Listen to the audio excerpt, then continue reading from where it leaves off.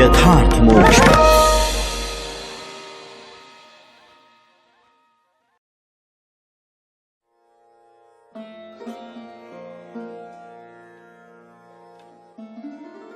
श्री सुखदेव जी कहते हैं, रुक्मिणी जी का एक एक अंग भय के मारे थर थर कांप रहा था। शोक की प्रबलता से मुंह सूख गया था, गला रुंध गया था। आतुरतावश सोने का हार गले से गिर पड़ा था और इसी अवस्था में वे भगवान के चरण कमल पकड़े हुए थी।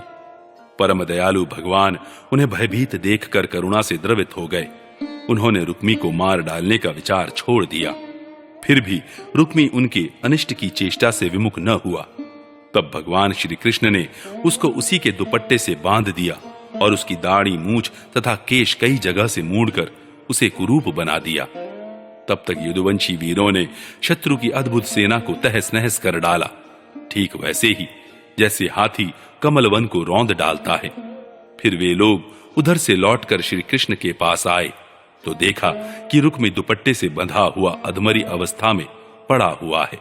उसे देखकर सर्वशक्तिमान भगवान बलराम जी को बड़ी दया आई और उन्होंने उसके बंधन खोलकर उसे छोड़ दिया तथा श्री कृष्ण से कहा, कृष्ण, तुमने यह अच्छा नहीं किया।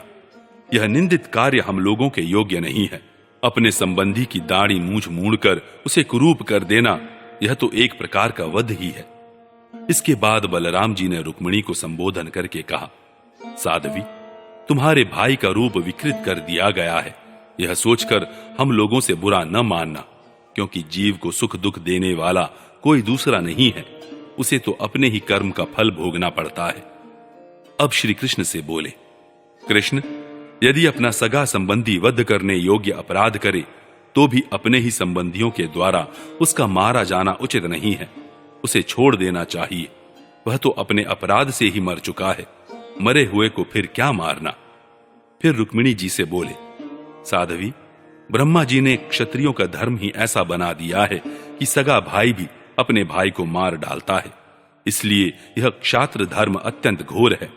इसके बाद श्री कृष्ण से बोले, भाई कृष्ण, यह ठीक है कि जो लोग धन के नशे में अंधे हो रहे हैं और अभिमानी हैं, वे राज्य, पृथ्वी, पैसा, स्त्री, मान, तेज अथवा किसी और कारण से अपने बंधुओं का भी तिरस्कार कर दिया करते हैं।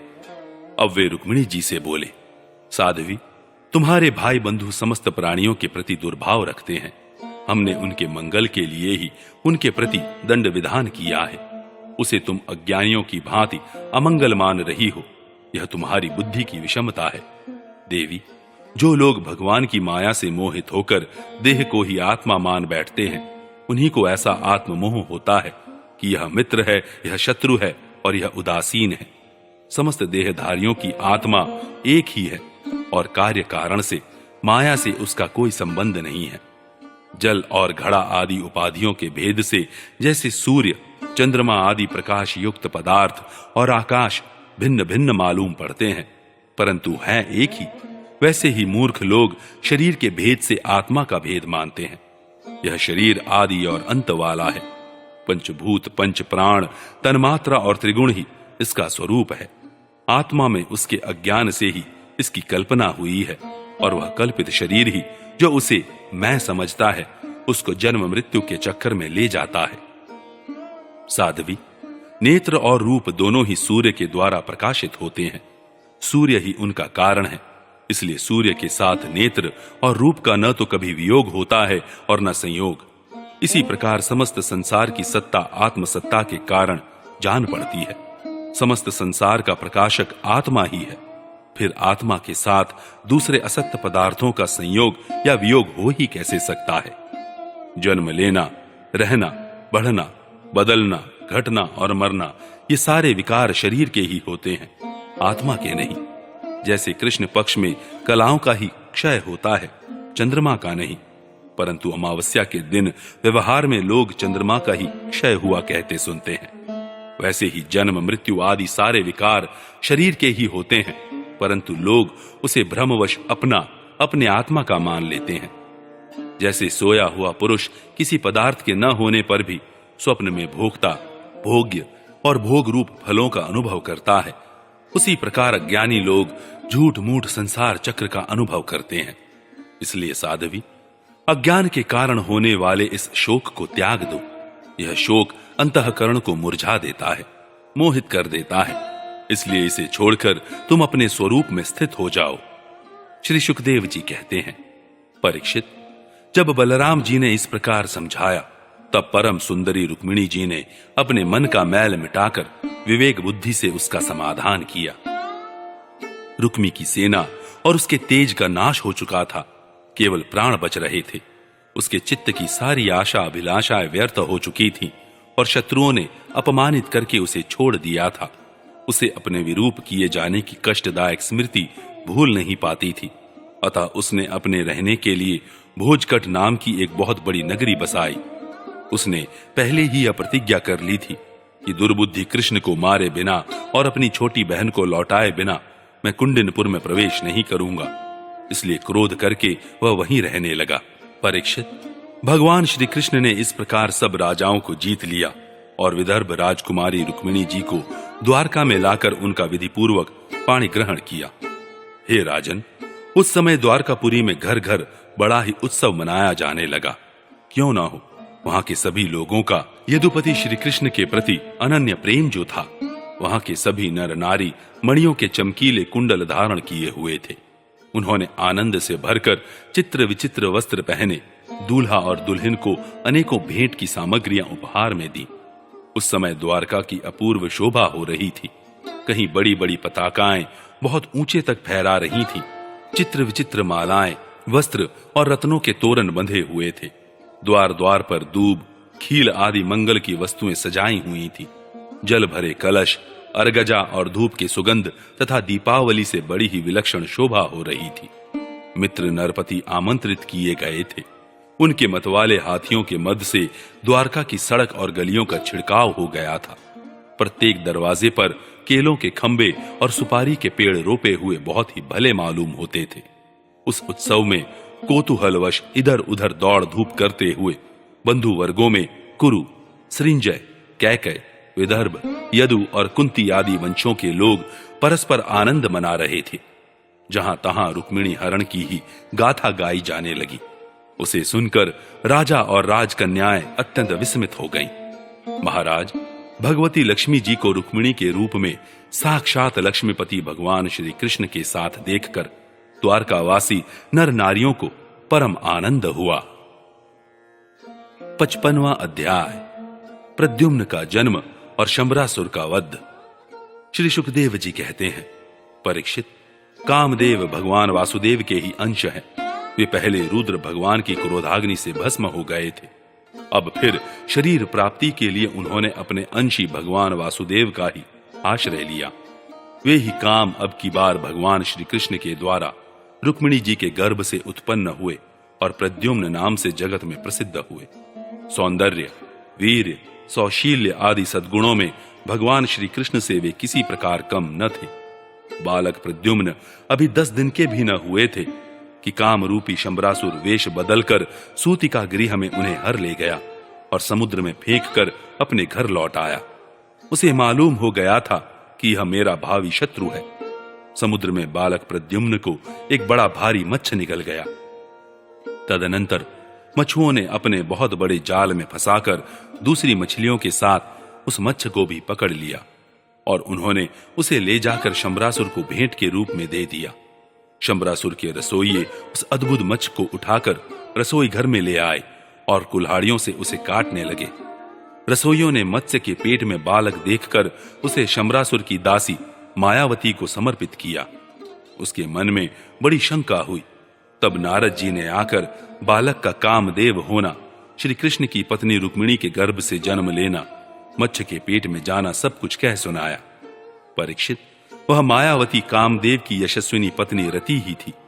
जिस दिन शंकर जी के क्रोध से कामदेव का शरीर भस्म हो गया था, उसी दिन से वह उसकी देह के पुनः उत्पन्न होने की प्रतीक्षा कर रही थी। उसी रति को शंबरासुर ने अपने यहां दाल भात बनाने के काम में नियुक्त कर रखा था। जब उसे मालूम हुआ कि इस शिशु के रूप में मेरे पति कामदेव ही हैं, तब वह उसके प्रति बहुत प्रेम करने लगी। श्री कृष्ण कुमार भगवान प्रद्युम्न बहुत थोड़े दिनों में जवान हो गए। उनका रूप लावण्य इतना अद्भुत था कि जो स्त्रियां उनकी ओर देखती उनके मन में श्रृंगार रस का उद्दीपन हो जाता। कमल दल के समान कोमल एवं विशाल नेत्र, घुटनों तक लंबी लंबी बाहें और मनुष्य लोक में सबसे सुंदर शरीर। रति सलज्ज हास्य के साथ भौं मटकाकर उनकी ओर देखती और प्रेम से भरकर स्त्री पुरुष संबंधी भाव व्यक्त करती हुई उनकी सेवा शुश्रूषा में लगी रहती। श्री कृष्ण नंदन भगवान प्रद्युम्न ने उसके भावों में परिवर्तन देखकर कहा, देवी, तुम तो मेरी मां के समान हो, तुम्हारी बुद्धि उल्टी कैसे हो गई? मैं देखता हूं कि तुम माता का भाव छोड़कर कामिनी के समान हाव भाव दिखा रही हो। रति ने कहा, प्रभु, आप स्वयं भगवान नारायण के पुत्र हैं। शंबरासुर आपको सूतिका गृह से चुरा लाया था। आप मेरे पति स्वयं कामदेव हैं और मैं आपकी सदा की धर्म पत्नी रति हूं। मेरे स्वामी, जब आप 10 दिन के भी न थे तब इस शंबरासुर ने आपको हरकर समुद्र में डाल दिया था। वहां एक मच्छ आपको निगल गया और उसी के पेट से आप यहां मुझे प्राप्त हुए हैं। यह शंबरासुर सैकड़ों प्रकार की माया जानता है। उसको अपने वश में कर लेना या जीत लेना बहुत ही कठिन है। आप अपने इस शत्रु को मोहन आदि मायाओं के द्वारा नष्ट कर डालिए। स्वामिन, अपनी संतान आपके खो जाने से आपकी माता पुत्र स्नेह से व्याकुल हो रही हैं। वे आतुर होकर अत्यंत दीनता से रात दिन चिंता करती रहती हैं। उनकी ठीक वैसी ही दशा हो रही है जैसी बच्चा खो जाने पर कुररी पक्षी की अथवा बछड़ा खो जाने पर बेचारी गाय की होती है। मायावती रति ने इस प्रकार कहकर परम शक्तिशाली प्रद्युम्न को महामाया नाम की विद्या सिखाई। यह विद्या ऐसी है जो सब प्रकार की मायाओं का नाश कर देती है। अब प्रद्युम्न जी शंबरासुर के पास जाकर उस पर बड़े कटु कटु आक्षेप करने लगे। वे चाहते थे कि यह किसी प्रकार झगड़ा कर बैठे। इतना ही नहीं, उन्होंने युद्ध के लिए उसे स्पष्ट रूप से ललकारा। प्रद्युम्न जी के कटु वचनों की चोट से शंबरासुर तिलमिला उठा, मानो किसी ने विषैले सांप को पैर से ठोकर मार दी हो। उसकी आंखें क्रोध से लाल हो गईं। वह हाथ में गदा लेकर बाहर निकल आया। उसने अपनी गदा बड़े जोर से आकाश में घुमाई और इसके बाद प्रद्युम्न जी पर चला दी। गदा चलाते समय उसने इतना कर्कश सिंहनाद किया मानो बिजली कड़क रही हो। परीक्षित, भगवान प्रद्युम्न ने देखा कि उसकी गदा बड़े वेग से मेरी ओर आ रही है। तब उन्होंने अपनी गदा के प्रहार से उसकी गदा गिरा दी और क्रोध में भरकर अपनी गदा उस पर चलाई। तब वह दैत्य मयासुर की बतलाई हुई आसुरी माया का आश्रय लेकर आकाश में चला गया और वहीं से प्रद्युम्न जी पर अस्त्र शस्त्रों की वर्षा करने लगा। महारथी प्रद्युम्न जी पर बहुत सी अस्त्र वर्षा करके जब वह उन्हें पीड़ित करने लगा, तब उन्होंने समस्त मायाओं को शांत करने वाली सत्वमयी महाविद्या का प्रयोग किया। तदनंतर शंबरासुर ने यक्ष, गंधर्व, पिशाच, नाग और राक्षसों की सैकड़ों मायाओं का प्रयोग किया, परंतु श्री कृष्ण कुमार प्रद्युम्न जी ने अपनी महाविद्या से उन सब का नाश कर दिया। इसके बाद उन्होंने एक तीक्ष्ण तलवार उठाई और शंबरासुर का किरीट एवं कुंडल से सुशोभित सिर, जो लाल लाल दाढ़ी मूछों से बड़ा भयंकर लग रहा था, काट कर धड़ से अलग कर दिया। देवता लोग पुष्पों की वर्षा करते हुए स्तुति करने लगे और इसके बाद मायावती रति, जो आकाश में चलना जानती थी, अपने पति प्रद्युम्न जी को आकाश मार्ग से द्वारकापुरी में ले गई। परीक्षित, आकाश में अपनी गोरी पत्नी के साथ सांवले प्रद्युम्न जी की ऐसी शोभा हो रही थी मानो बिजली और मेघ का जोड़ा हो। इस प्रकार उन्होंने भगवान के उस उत्तम अंतःपुर में प्रवेश किया जिसमें सैकड़ों श्रेष्ठ रमणियां निवास करती थीं। अंतःपुर की नारियों ने देखा कि प्रद्युम्न जी का शरीर वर्षाकालीन मेघ के समान श्याम वर्ण है। रेशमी पीतांबर धारण किए हुए हैं, घुटनों तक लंबी भुजाएं हैं, रत्नारे नेत्र हैं और सुंदर मुख पर मंद मंद मुस्कान की अनूठी ही छटा है। उनके मुखार विंद पर घुंघराली और नीली अलकें इस प्रकार शोभायमान हो रही हैं मानो भंवरे खेल रहे हों। वे सब उन्हें श्री कृष्ण समझकर सकुचा गईं और घरों में इधर उधर लुक छिप गईं। फिर धीरे धीरे स्त्रियों को यह मालूम हो गया कि ये श्री कृष्ण नहीं है, क्योंकि उनकी अपेक्षा इनमें कुछ विलक्षणता अवश्य है। अब वे अत्यंत आनंद और विस्मय से भरकर इस श्रेष्ठ दंपति के पास आ गईं। इसी समय वहां रुक्मिणी जी आ पहुंची। परीक्षित, उनके नेत्र कजरारे और वाणी अत्यंत मधुर थी।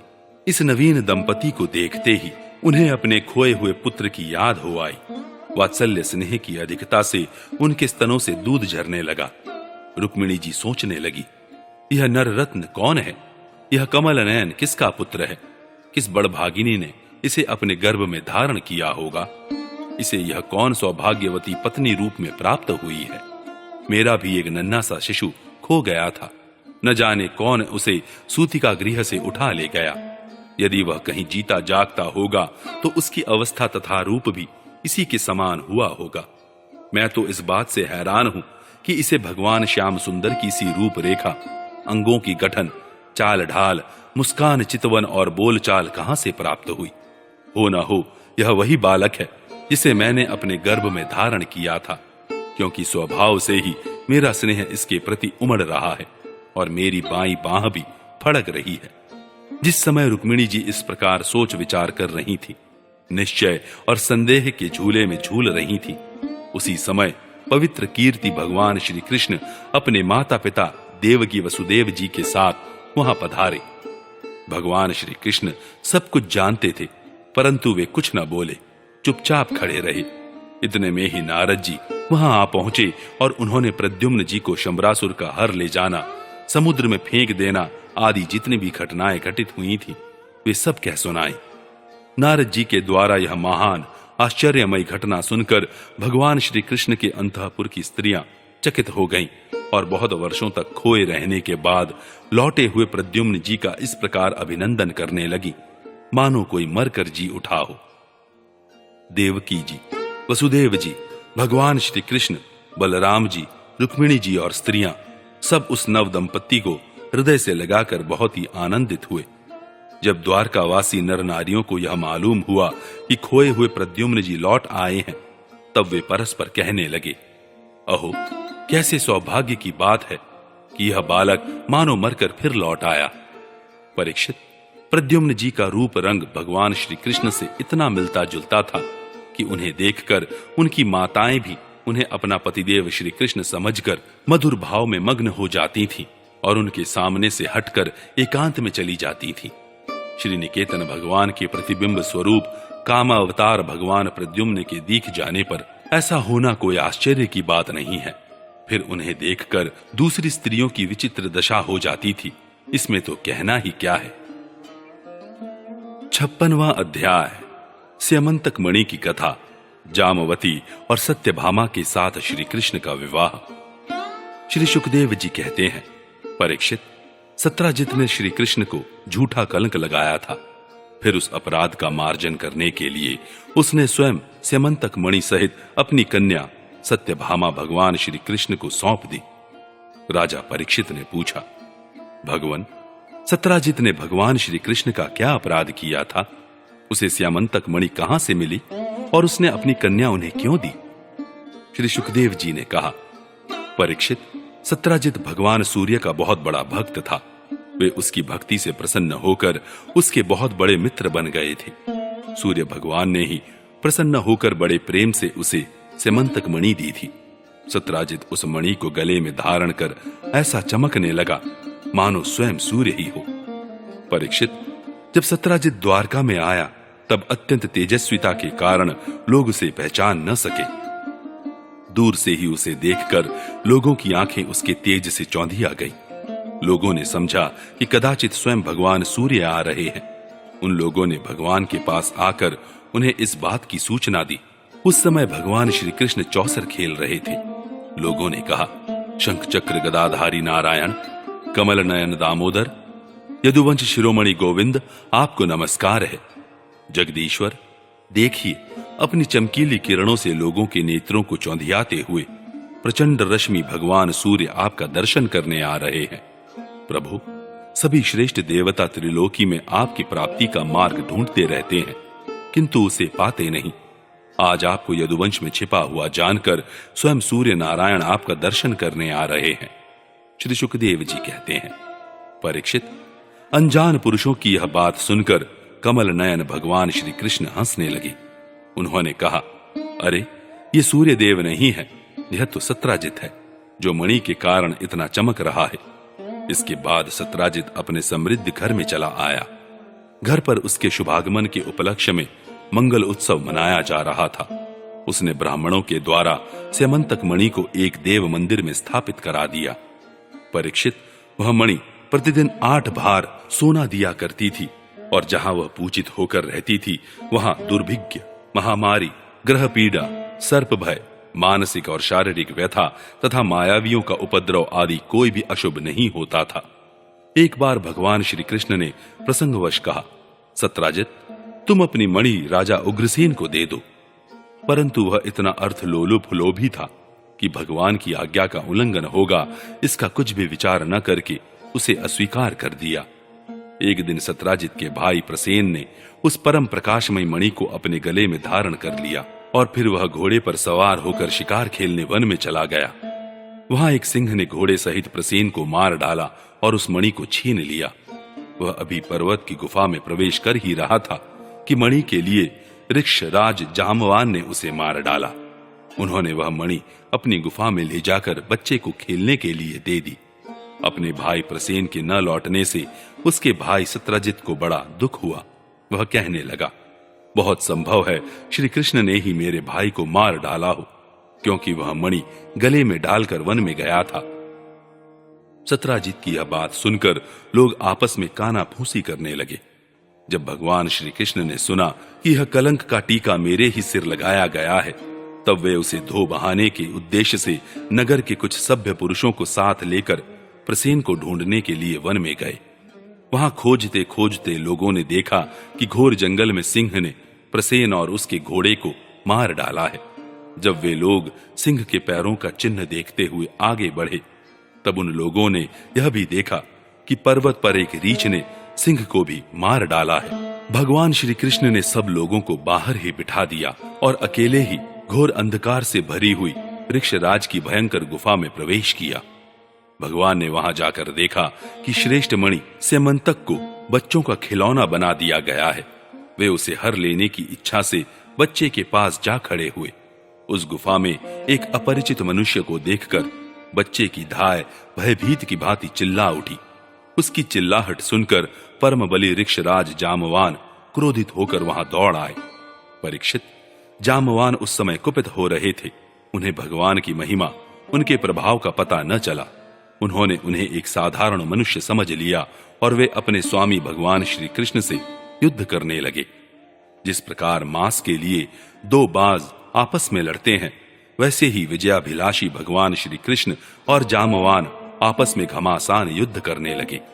पहले तो उन्होंने अस्त्र शस्त्रों का प्रहार किया, फिर शिलाओं का। तत्पश्चात वे वृक्ष उखाड़कर एक दूसरे पर फेंकने लगे। अंत में उनमें बाहु युद्ध होने लगा। परीक्षित, वज्र प्रहार के समान कठोर घूसों से आपस में वे 28 दिन तक बिना विश्राम किए रात दिन लड़ते रहे। अंत में भगवान श्री कृष्ण के घूसों की चोट से जामवान के शरीर की एक एक गांठ टूट फूट गई। उत्साह जाता रहा, शरीर पसीने से लथपथ हो गया।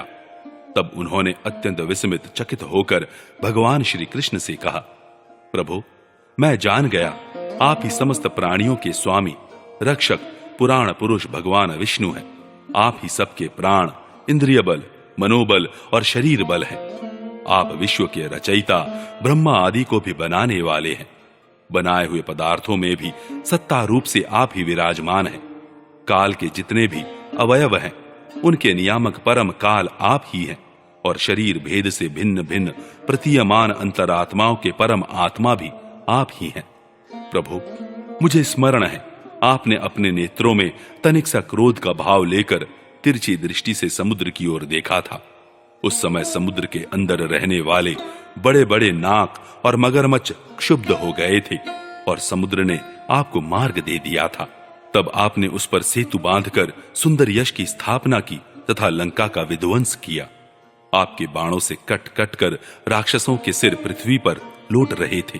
परीक्षित, जब ऋक्षराज जामवान ने भगवान को पहचान लिया, तब कमल नयन श्री कृष्ण ने अपने परम कल्याणकारी शीतल कर कमल को उनके शरीर पर फेर दिया और फिर अहेतु की कृपा से भरकर प्रेम गंभीर वाणी से अपने भक्त जामवान जी से कहा, ऋक्षराज, हम मणि के लिए ही तुम्हारी इस गुफा में आए हैं। इस मणि के द्वारा मैं अपने पर लगे झूठे कलंक को मिटाना चाहता हूं। भगवान के ऐसा कहने पर जामवान ने बड़े आनंद से उनकी पूजा करने के लिए अपनी कन्या कुमारी जामवती को मणि के साथ उनके चरणों में समर्पित कर दिया।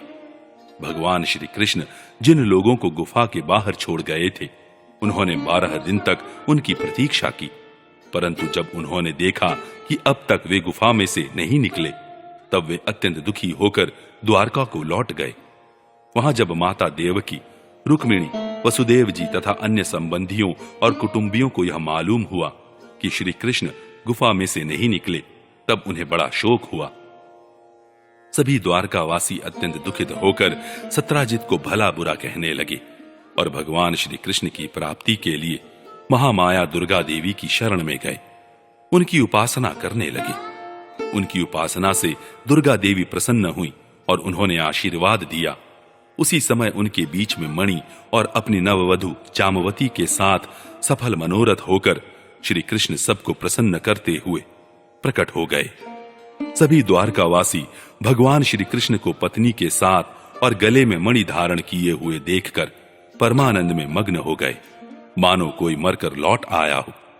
तदनंतर भगवान ने सत्राजित को राजसभा में महाराज उग्रसेन के पास बुलवाया और जिस प्रकार मणि प्राप्त हुई थी वह सब कथा सुनाकर उन्होंने वह मणि सत्राजित को सौंप दी। सत्राजित अत्यंत लज्जित हो गया। मणि तो उसने ले ली, परंतु उसका मुंह नीचे की ओर लटक गया। अपने अपराध पर उसे बड़ा पश्चाताप हो रहा था। किसी प्रकार वह अपने घर पहुंचा। उसके मन की आंखों के सामने निरंतर अपना अपराध नाचता रहा। बलवान के साथ विरोध होने के कारण वह भयभीत भी हो गया था।